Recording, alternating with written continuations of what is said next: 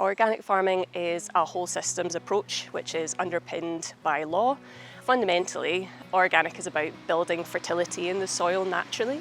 So we're not wanting to use artificial fertilisers or pesticides in the farming system. So we use things like crop rotation, manures, nitrogen fixing crops, things like that to build fertility naturally.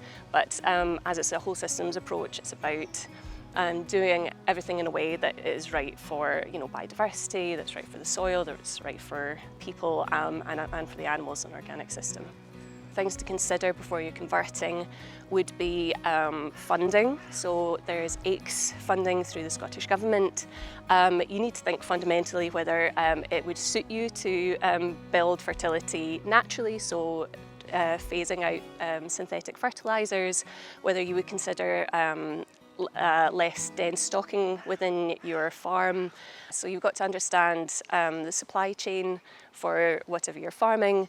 You've got to think whether organic would suit you and your location and your systems. But I would say anyone can convert to organic, but it's very sensible to weigh up all of these different factors. There's increased costs in some way. There's an increased cost in terms of animal feed, for example, or labour costs, but on the flip side, there's less cost with input, and typically you get a slightly better price for organic out the other end. You should talk to your organic peers so you can understand that conversion process and, in fact, when you're fully certified, what that means at the other end. Talk to certification officers. It's important to understand the full process.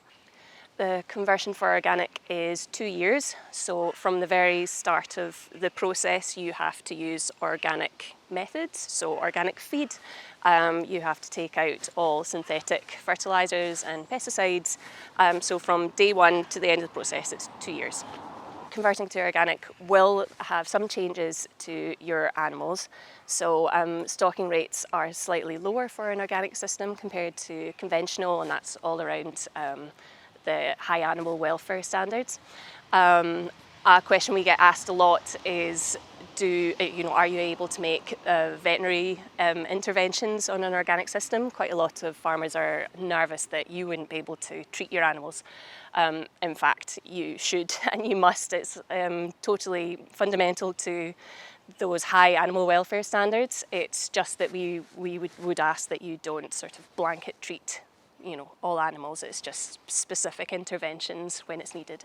There are a number of things in your armoury to help to build fertility in the soil. So there are nitrogen fixing crops, there's crop rotations, animal manure, lots of different things that you can use. And it's a science to building real fertile well soils. There are some big considerations in terms of financial implications to turning organic. So some of them are really positive. There are less costs involved in inputs. You have more costs perhaps for feed for your organic animals, perhaps more in terms of labour, but you also might get a better price at market. So it does kind of balance out there, and hopefully it's a really good financial case to go organic. All farms are different. We know the diversity of farming within Scotland, and there's a huge diversity within organics.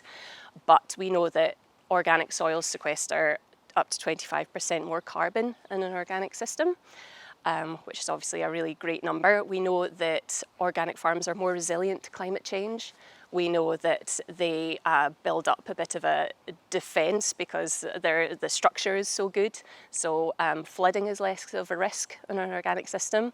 There's up to 30% more biodiversity in an organic system. So all in all, I would tip towards yes, you would be doing a better job in terms of carbon on an organic system. The next steps to going organic would be getting in touch with our Go Organic team. You're then assigned a certification officer that will go through the payments that might be available to you, the changes that you might need to make on farm in order to start that certification process. We would then arrange an inspection visit, and once that inspection has taken place, any changes are made at that point. we give you a certificate to say that you have started conversion, and from that point it's 2 years and then you're a fully fledged organic farm. This is important because it is backed by law, it is measurable, it is valued by consumers, it's valued by institutions and supermarkets. It's a whole systems approach that can be easily implemented in Scotland, in England, across the world in order to build soil health, better biodiversity. It has the highest levels of animal welfare in any organic system or any farming system. So yes, it's measurable, it's implementable, and it creates real change.